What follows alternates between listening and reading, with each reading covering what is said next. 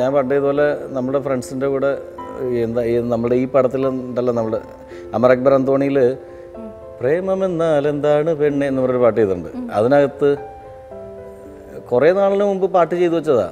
എനിക്ക് തോന്നണേ ഈ പടത്തിൻ്റെ നമ്മുടെ ഡിസ്കഷൻ സമയത്ത് തന്നെ ഈ സോങ് അവിടെ അവന്മാരിരുന്ന് സ്ക്രിപ്റ്റ് എഴുതുന്ന സമയത്ത് ഞാനിപ്പുറത്ത് മാറി നിന്നിട്ട് വെറുതെ ഇതിൻ്റെ ഒരു റൂട്ടുണ്ടാക്കിയായിരുന്നു. അപ്പോൾ ആ ടൈമിൽ ഏകദേശം ഒരു വർഷത്തിന് മേലായി. അതിനകത്തൊരു വരി ഉണ്ടായിരുന്നു, ചുമ്മാ മാങ്ങാത്തൊലിക്കാര്യം ചൊല്ലി നേരവും പോയി ഒരു തേങ്ങാ കൊലപ്പാട്ടിൻ്റെ ഒപ്പം താളവും തുള്ളി. ഈ പാട്ട് അതിനുശേഷം ഞാൻ പലരെയും കേൾപ്പിച്ചു.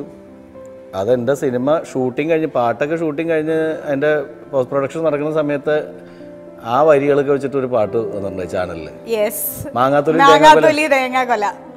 അത് എനിക്ക് കൃത്യമായിട്ടറിയാം. ഇത് കേട്ടിട്ട് അതിൽ ആ വരികൾ മാത്രം യൂസ് ചെയ്തിട്ട് പെട്ടെന്ന് ക്യാച്ച് ചെയ്യാൻ വേണ്ടിയിട്ട് ചെയ്ത് അന്ന് അവർ പറയുകയും ചെയ്തതാണ് എൻ്റെ അടുത്ത്, അതിൽ ആ വരി നല്ലതാണ് കേട്ടോ എന്ന് പറഞ്ഞു.